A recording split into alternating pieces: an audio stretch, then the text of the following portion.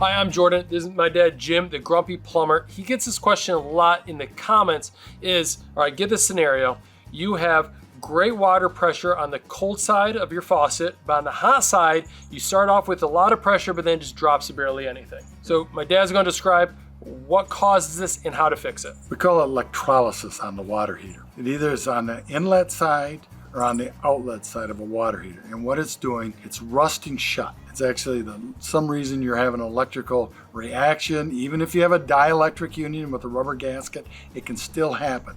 It might come from the two metals of copper and the galvanized, or it could just be a bad ground in the house. But it closes the opening that's coming in and out of the water heater. And so when people turn on a faucet and they have low pressure, but right away they have a burst of hot pressure, then it dies. It's usually the first thing I tell them, you got to go in, you got to remove the lines feeding the water heater, and you just clean out the opening. I use a screwdriver, just a bladed screwdriver, maybe a hammer, something to just ream it out on the inside of it. On there. It'll happen, like I said, with dielectrics or even with the flexes with a gasket in there. It just will happen. But if it happens at your house and you're kind of wondering if you can operate a wrench, take the lines off from the heater, the inlet and outlet, there's like a union. Flexes are like a union. Just untighten them and move them aside, clean that out, and then check the flex out too to make sure there's nothing blocking that. So you'll see the constriction. Yeah, you just look in the top of that nipple that's on top of the water heater. It'll be blocked.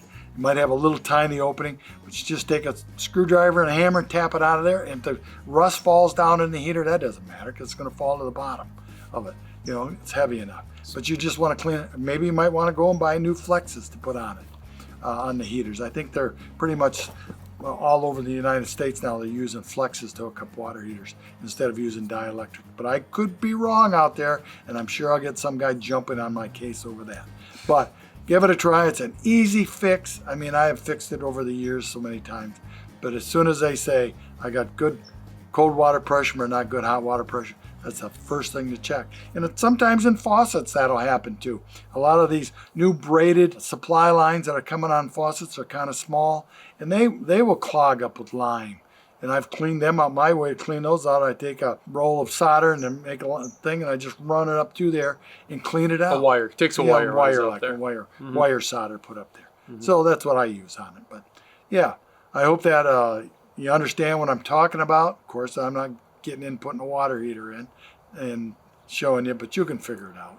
There you go. Saved you a lot of money. Yeah. And if that doesn't work, reaming it out, maybe call a priest, a lawyer. Maybe call an electrician. He'll tell you to call a plumber.